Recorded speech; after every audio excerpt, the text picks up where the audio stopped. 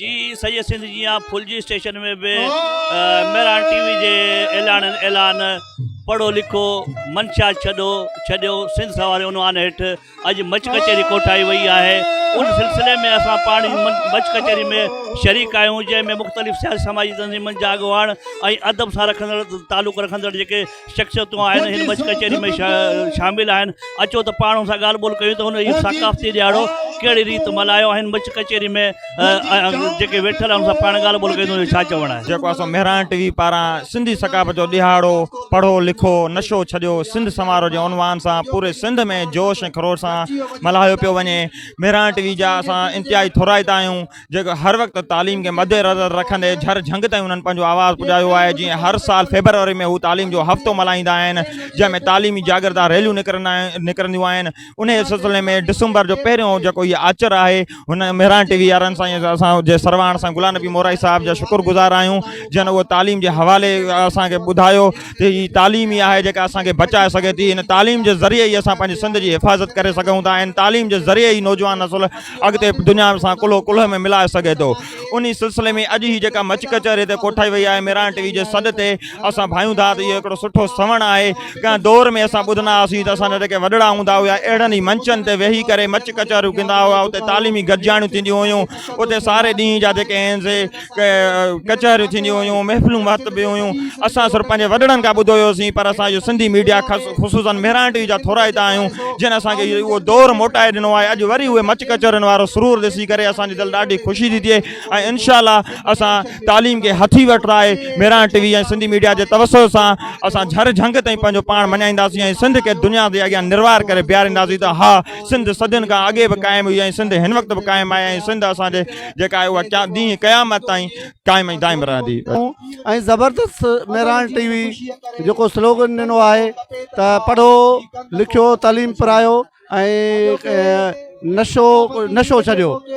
सो चवंदा आहिनि त हिकु फ़र्द पढ़ियो त हिकु मर्द पढ़ियो ऐं हिकु औरत पढ़ी त हिकु घर पढ़ियो।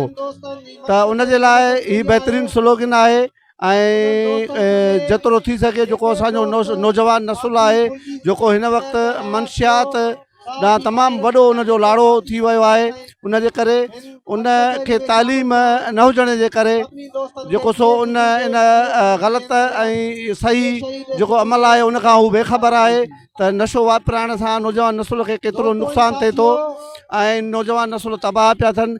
इन करे असीं सम्झूं था त मेहरान टीवी जेको स्लोगन ॾिनो आहे उनखां पोइ हीअ सिंध जे अंदरि जेको मेहरान टीवी जो जेको मैसेज आहे उहो पूरी सिंध न पर दुनिया जे अंदरि हिन महिल उहो मैसेज पहुची चुको आहे त सिंध संवारियो ऐं सिंध मंशात खां पाक कयो ऐं तालीम अयां कयो।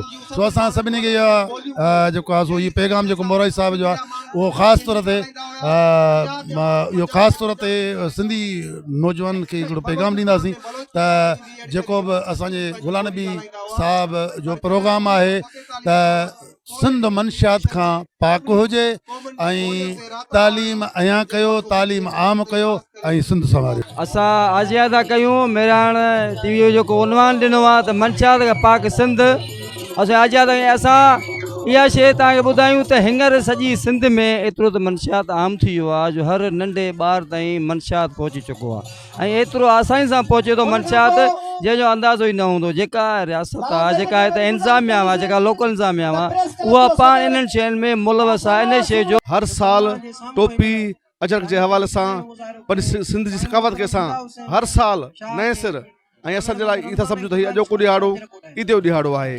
जीअं ईद ते कपिड़ा लटा टोपियूं वठूं था ईअं ई अॼोके ॾींहं ते बि हर साल कपिड़ा लटा टोपियूं अजरक इहा सकाफ़त आहे ऐं इहा तहज़ीब आहे असांजी सिंधी क़ौम हमेशह तॾहिं मन वारी तहज़ीब रही आहे।